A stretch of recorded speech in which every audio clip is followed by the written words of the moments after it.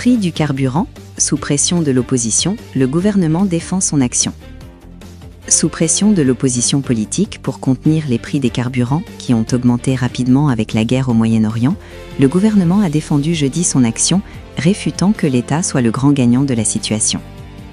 Le ministère de l'économie, qui a fait état mercredi de premières augmentations du litre de carburant de quelques centimes, est sous le feu des critiques du Rassemblement national et de la France insoumise pour, disent-ils, éviter des flambées des prix pour les automobilistes. La chef des députés RN Marine Le Pen a proposé mercredi de baisser des taxes sur les carburants pour compenser les hausses. Son parti réclame depuis plusieurs années de réduire la TVA de 20% à 5,5% sur les carburants, le fioul et le gaz. Le président du RN, Jordan Bardella, a aussi appelé dès lundi à baisser TVA et accises sur les produits pétroliers, ex-TICPE, taxe intérieure de consommation sur les produits énergétiques, l'autre taxe sur les carburants, en cas de flambée. Une demande qu'il a réitérée jeudi à Lille, soulignant que l'État ne peut pas s'enrichir sur le dos de la crise.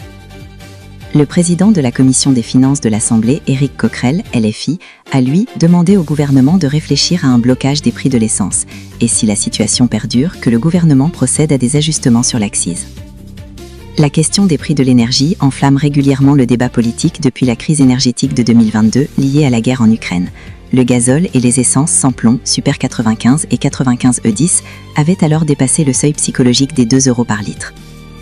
Sur une semaine, la hausse est de 5 à 15 centimes d'euros sur le SP95 et de 15 à 20 centimes sur le gazole, a indiqué jeudi Roland Lescure dans une interview aux Parisiens.